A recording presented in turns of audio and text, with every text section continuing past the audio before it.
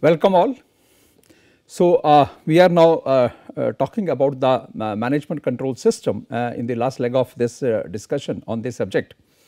Today is the second last class, and I would like to discuss certain more concepts about ensuring or say implementing the management control system in any business organization or in any firm. So, we talked certain things in the previous classes, in the previous two classes, while I will started talking to you about this say very important requirement, or maybe the say the technique of management control system or the number of techniques. So, now we will take this discussion forward, and I will discuss certain more say techniques or concepts which can be used for ensuring the proper management control systems in the business organizations. So, in the previous class I just started talking to you about the balanced scorecard, right. Balanced scorecard, as I told you earlier, that is given by or is discovered by a very renowned Harvard professor, Professor Robert Kaplan, and he says that see every organization has to prepare a scorecard striking a balance between the financial and the non-financial or the operating say performance of the organization, and they should try to find out that taking into consideration or say considering the operating performance of the organization, how the financial results have been, or how this operating performance has been reflected in terms of the financial results. So, we have to strike a balance between the operating and the financial results. So, he developed this concept of the balanced scorecard, that every firm must prepare this balanced scorecard, and then they should try to evaluate their own organization. So, that means what is the operating performance, what is the financial performance, what is the interlinkage between the two, that is something important here, and we should prepare this card for the organizations. So, how it is it goes ahead, or it works like a balanced scorecard is a performance measurement and reporting system that strikes a balance between the financial and operating measures, right. What are the financial measures taken by the firm in terms of the cost reduction, in terms of the revenue increase, in terms of the say non-operating incomes, and then operating measures, that is efficiency in achieving the cost reduction and maybe improving the say operational performance of the organization. Because if you see the overall performance of the organization, it can be divided into two broad components.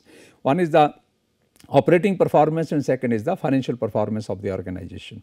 So, we have to see here that if the operating performance of the organization of any organization or a firm is better, maybe the financial performance is not better at the moment, but you can say that because of a very strong and effective operational performance, financial performance will improve, right. But if the reverse is happening, that say financial performance is good at the moment, but the operating performance is not good, so it means it is an indication that a weak operating structure will soon kill the strong financial structure of the company. So, it means there has to be a balance. If there is any improvement in the operations of the company, that must be reflected in the financial results, and we should make sure all the times by striking a balance between the two and exercise the proper control in the firm or in the organizations. Second, he says it links performance to rewards, and if we have improved the performance, certainly the people should be rewarded. People who are responsible for that improved performance, they must be rewarded. It gives explicit recognition to the diversity of the organizational goals, right, because there are the multiple goals of the organization. It is not a one single goal that we are a business firm, so we have to only maximize the value of the firm or earn the profits only. No, we have many stakeholders, and satisfaction of all the stakeholders is important, is must for all of us. So, taking everybody along in the form of a team, where internal stakeholders like your employees, like your maybe the say the middle level management, or maybe the even the say lower level management or the employees must be very happy in the organization, and they must feel encouraged as and when they do something good for the organization. And even all the external stakeholders, whether you talk about the say financial institutions, or maybe the investors, or maybe the say your suppliers, or maybe even the government authorities, everybody must be happy with the organization. So, it means we have to say recognizing the performance of the internal stakeholders, especially we must reward them, and that is only possible if you create the balanced scorecard. It gives explicit recognition to the diversity of the organizational goals. So, it means that organizational goals which are diverse in nature, that satisfaction of all the stakeholders. Certainly we want to earn the profits, certainly we want to maximize the value of the firm, but we have to improve the product quality also, we have to improve the distribution system also, we have to improve the after sales service also, and we have to improve the overall production process also. So it means there are the different goals in the organization and we should take care of all, and if we do that, I think we are running the affairs of the business in a very controlled manner. Further about the balanced scorecard is, the scorecard measures an organization's performance from 4 key perspectives, right. Organizational learning, business process improvements, customer satisfaction and financial strengths. Organizational learning. First of all, learning process is continuous. Organization must learn from its own operations, from the external changes happening in the environment, in the industry as a whole the changes taking place, and in the business world as a whole changes taking place. So, we should create an organization, we should create a firm which is a sort of learning organization, because every time if there is scope for the improvement, why not to learn it and implement it, right. So, this is the first important thing. Business process improvements. Once you learn new things, that how to manufacture the good quality products, how to pass it on to the customers, how to improve the after sales service, how to take care of your employees, your suppliers, your investors, your shareholders, everything is important here. So, that learning should be reflecting into the improvement of the business processes or the business operations, right. And if that happens, then certainly your customers will be satisfied, and if the customers are satisfied, because ultimately they are the boss, they are the king. So, if our king is satisfied, if they are satisfied, if our boss is satisfied, then certainly you have the reasons to stay in the market and to go ahead with the business. So, ultimately what will happen? Because of your better operating performance, your customer satisfaction is at the maximum, and because your customers are a satisfied lot, they will keep on continue supporting the organization. So, certainly your financial strengths will improve in terms of improved sales, reduced cost and the improved profitability as a whole maybe, and finally the overall value of the firm will go up. So, this is the structure of the balanced scorecard. In this structure of the balanced scorecard, if you see that we have the 4 important components of this balanced scorecard, and first thing is, if you look at this, we have the learning and growth, right. This is the first part, say learning and growth. So, it means in every area, in all the 4 concepts here, the 4 sub components are there. First one is the objectives, then is the measures, then is the targets, and then is the initiatives. Everywhere in all the 4, if you see, these things are given here. So, first of all you have to set the objective here, that as a learning organization what you want to do, means you want to learn in every respect, and all eyes, ears and say mind of our organization, all the stakeholders of the organizations is open, and then means all our eyes, ears and minds are open, and then we want to learn every time, and for that we have to develop some measures that how we will achieve this objective of continuous learning. That we will allow our employees to go for the different conferences, to say have the regular dialogue with our distributors and our channels of distributions. If possible, then try to reach up to the customers and try to take their feedback, and maybe any other measure can be adopted, and then fix up the target, that say how we want to say learn, and what new things we will learn and implement in the organization. At least if we are able to learn and implement even one thing in the whole of the year, that would be really much better, right. And for that we have to take the initiatives, right. On the basis of that learning, on the basis of that say targets, what we have learned is we should take new initiatives and try to come out with the new products, new services, new distribution system, new packaging and new after sale service techniques. Then after that we talk about the internal business improvements. So, we are moving this way, internal business improvements on the one side, because learning and growth, that takes you to the internal business improvement. On the other hand, when the say internal business improvement is there, then certainly the customers are satisfied. And again in every 4 say all of these 4 say concepts or components, we have the again same 4 sub components: objectives, measures, targets and initiatives.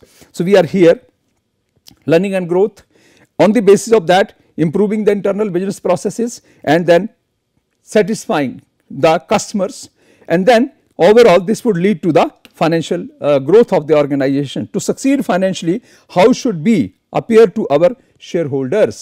Ultimately, because the maximization of the value of the firm is the ultimate objective. If we are able to attain that by taking everybody along, keeping everybody's interest in mind, then certainly the value of the firm will be maximized and our all shareholders will be very happy and continue to support the organization. So, in this case means when you talk about the learning and growth, we talk here about the to achieve our vision, how will we sustain our ability to change and improve. And in case of the business process improvement, to satisfy our shareholders and customers, what happens, what business processes must do to excel or must do to excel at. So, it means we should try to satisfy the shareholders and customers by improving the internal business processes, and finally the customers. To achieve our vision, how should we appear to our customers, right. So, it means these are the 4 important pillars of the balanced scorecard, which can translate into the vision and strategy of any organization. If you have the better vision, if you have the better means way to look forward into the future, if you fix up the targets that I am today say a startup, right, 5 years down the line I will become a say a private limited company, right. I'll means ask the venture capital fund to leave and then to means have the new say sources of funding, which are very competitive and very means at a very cost effective. And then after a private limited company, after 5 years, in the next 5 years I will like to say convert it into a public limited company. I will come out with an IPO and then I will take this organization to that national level, and after that we will become an international company, multinational company, transnational company. So, it means that vision we have to have. Means entrepreneurs, one important quality is that he should be visionary. We talk about Dhirubhai Ambani, who outsmarted many companies who were existing in this country for more than 200 years.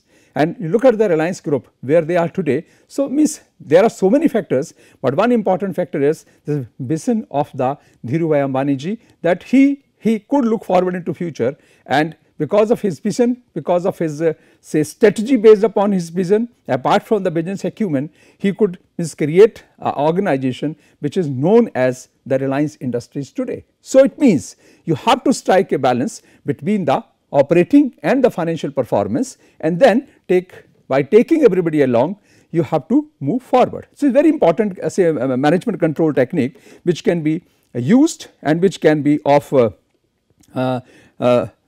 which can be very supportive to the organizations and to the business firms. Now, next thing is the key performance indicators. We have to now say, just to exercise better organizational control or management control, we have to identify some key performance indicators. We have to identify some key performance indicators. What are key performance indicators? What are the key performance indicators?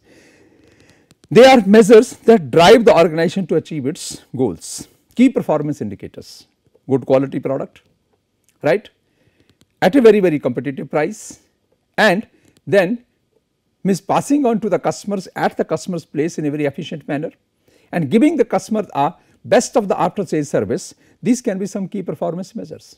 Dhirubhai Ambani himself used to say that my job as a businessman is to create the best quality products at a very competitive price and pass it on to the people. And if I am able to do that, I am able to achieve my organizational goals, my organizational objectives. So, we have to go for say finding out the key performance indicators and improving first the operating structure. We can start from there. If you improve your operating structure, certainly you will improve your financial structure automatically, right. So, identification of the key performance indicator is the very important part. Next thing is the goal congruence exists, means next thing is the goal congruence. Goal congruence exists when individuals and groups aim at the same organization goals. One focal point, goal congruence. We have to identify the key performance measures, right, key performance indicators, and working on these key performance indicators we have to create one goal for all people concerned with that organization, all the stakeholders linked to that organization. There has to be one single goal overall growth of the organization with the growth of all stakeholders, right. So that my personal goal can be achieved later on, but first I should focus upon the organizational agenda and the organization goals. My organization goals must come first or before my personal goals, right. It is achieved when employees working in their own perceived best interests make decisions that help meet the organization goals or the overall goals of the organization. It is achieved when employees working in their own perceived best interests make decisions that help meet the overall goals of the organization, right. So, it means when employees are given that kind of say the targets and created a situation by the organization for all the employees, that whatever you do for the firm, whatever the best possible efforts you make for the better performance of this firm, ultimately it is in your benefit. If the organization grows, we all will grow.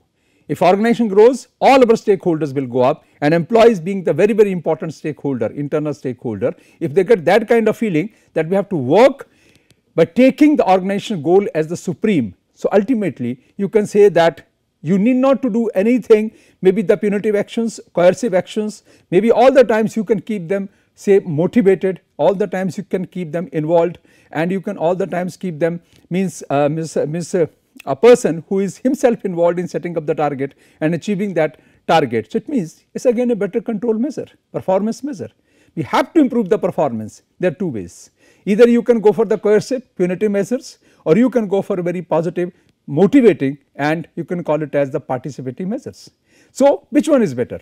The better is that we will have to create a situation which is going to be a very, very motivating, encouraging and participative situation for all the stakeholders. So, it means ultimately all the affairs of the firm, of the organization stand controlled, and maybe everybody is working in the same direction. So, number one is the identification of the key performance indicators, and then creating a sense where the goal congruence is the most important for all, and organizational goals come first and before the your say personal goals or the personal agenda of the employees, then certainly these measures are going to be very, very important and very, very useful. Then the managerial efforts, right. When indicators are identified, when all the stakeholders, internal stakeholders, lower level employees, middle level employees, top level employees or the management, when they are working towards achieving the organizational goals, and in one sense, in one way, then managerial efforts should be sustained as well as strengthened. That we have already found out what is to be done and how it is to be done, right. We have already set a goal which is a supreme goal for all concerned in the organization. Then we need the managerial efforts to initiate the process, to sustain the process and take it forward. So, again a better management control can be expected. So, managerial efforts, that is exertion towards a goal or objective. We have to exert toward the say a goal or objective. We have to now start thinking about that how to achieve our objectives, how to achieve our goals, and for that we need all these things. We need planning, we need supervision, we need continuous thinking. Plan it, go for execution, and during execution some sort of supervision is required. So, it means do that so that everybody remains involved, everybody feels say involved in the organization, and they are giving their best, their 100% to the firm, to the organization. At the same time keep on thinking. Keep on thinking means that is an important component of the balanced scorecard also, that is the creation of the learning organization. So, if you are all the times thinking, all the times you are working out in a way, in a direction where people are thinking that how to improve their performance, how to improve the organizational performance, what you are going to achieve, overall best performance, and then that is the ultimate objective of the management control system. One more important aspect is motivation. Keep employees motivated. Is a drive, motivation is a drive for some selected goals. For some selected goals, what is our goal? When the goal congruence is there, everybody is moving in that direction, everybody is contributing in that direction, it means it creates the efforts that it is my goal, it is my organization, I will achieve the goal. So, it creates efforts, and it creates action towards that goal. It creates action towards that goal because I am motivated. I want to do something good for my organization. And if I want to do something good for my organization, certainly there is no need for me to ask somebody, or maybe somebody will ask me that, okay, you do this thing today, or this is your job, or this is expected from you. Nothing. You have your own interest because you are fully motivated employee, you are fully involved employee of the organization, and you do not need to look forward that somebody will ask me to do something, only then I will do it. And then once I am self motivated because of that culture in the organization, then certainly my actions will be automatically coming up in that direction. So, motivation is another important part of this your management control system. Then we talk about the controllability, because certainly when we plan, we have to measure that performance, that what we planned, how we executed those planned results, and what is our performance. So, when you say plan and try to find out that how our planned objectives have been achieved, how our performance has been, then we talk about controlling the affairs of the organization all the times. Because I discussed many techniques with you, that we discussed the concept of the cost sheet, we discussed the concept of the budgeting, standard costing, what all that was. That was all these techniques are for exercising the control in the organization. When you prepare a cost sheet, standard cost sheet, dummy cost sheet, there is a guiding force that, look, this should be the per unit cost of production.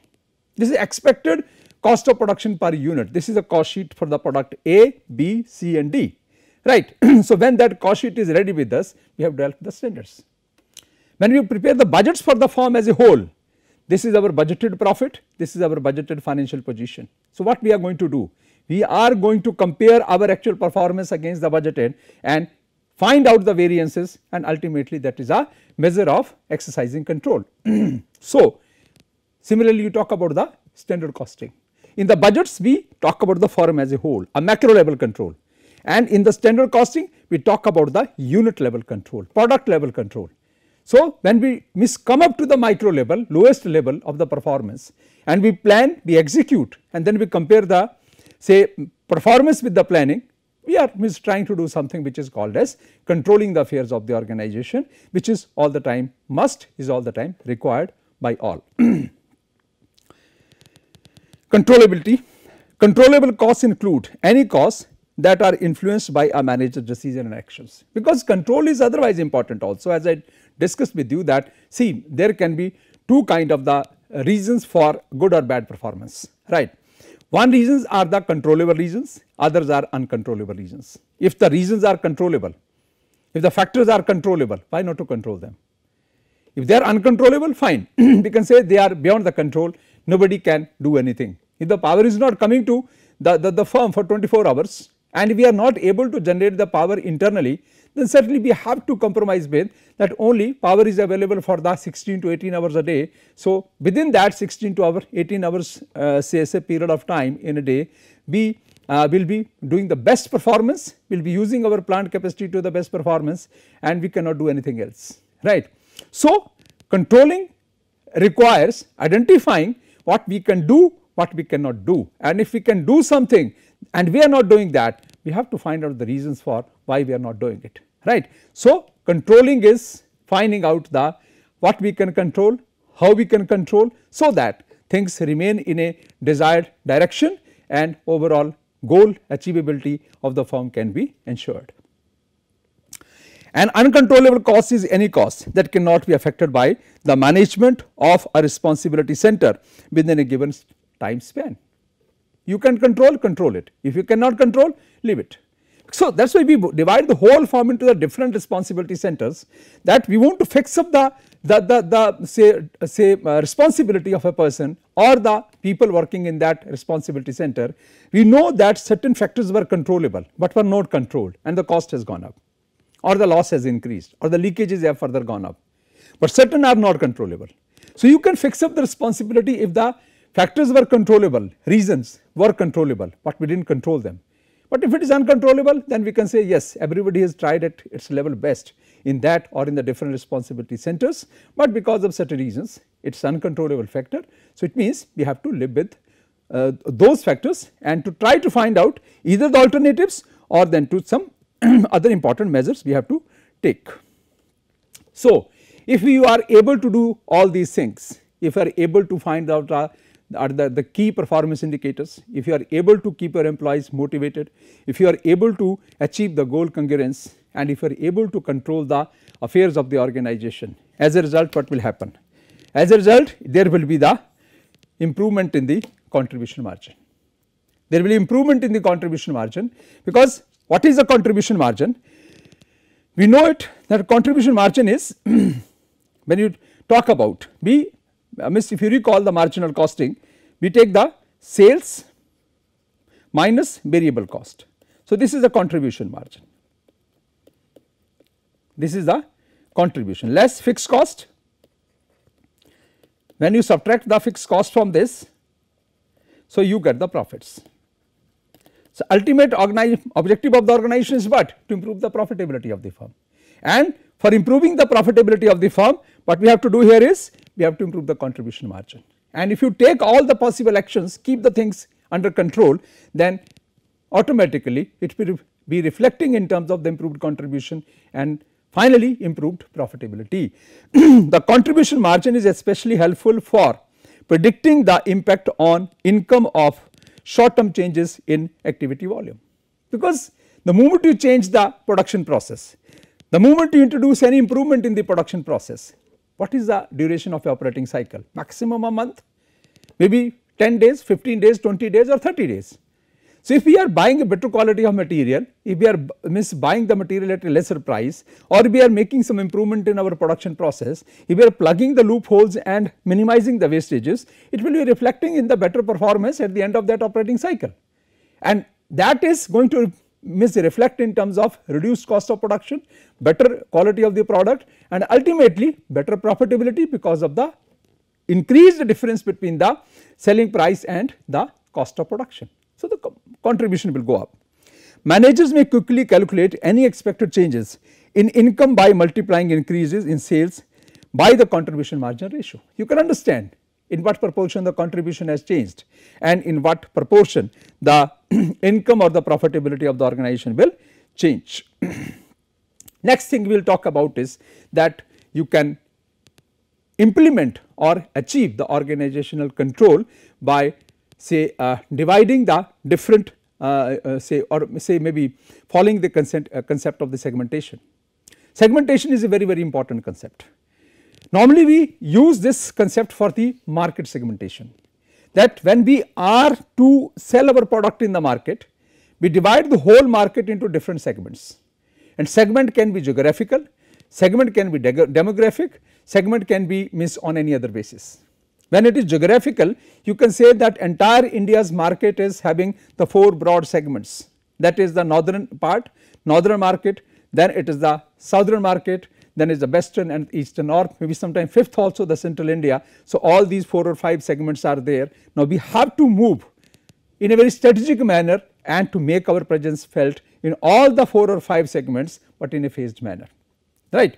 So, similarly you talk about the say demographic segment. If you want to plan to manufacture some product, which segment of the people we want to, or the potential customers we want to cover up, or we want to manufacture the product for, right. So, segmentation, segments are responsibility centers for which a separate measure of revenue and costs are obtained. We are entering in the northern India, we want to introduce the product in the northern India. Now, what is the total size of this market?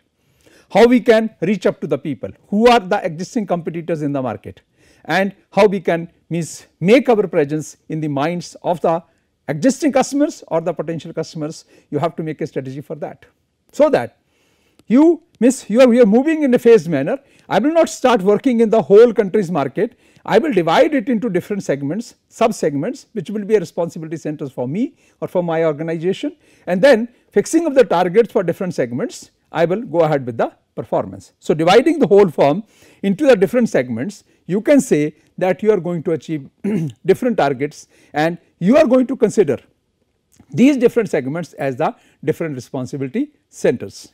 So, segments are like, we can say that we have the 2 segments for us currently, the total market, we have the 2 segments, northern division, southern divisions, northern market of India, southern market of India, and this is the total sales we are going to achieve in the coming year. We are not going to be in the other two or other three say segments of the market.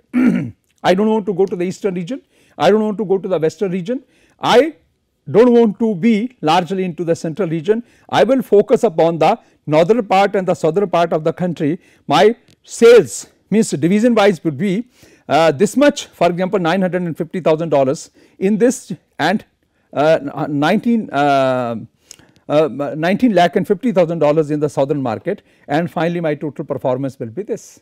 So you can divide the whole market into different segments, and those segments can become the responsibility centers for us. We can fix up the targets for that, we can go for the performance and execution, and then finally we can try to find out that whether we will been able to achieve those targets or not, right. So segmentation is another process, is another way to improve the performance of any organization, and every segment is a say individual independent responsibility center for us, and then we will try to see that how we can or what we can do to improve this performance of every segment, every responsibility center.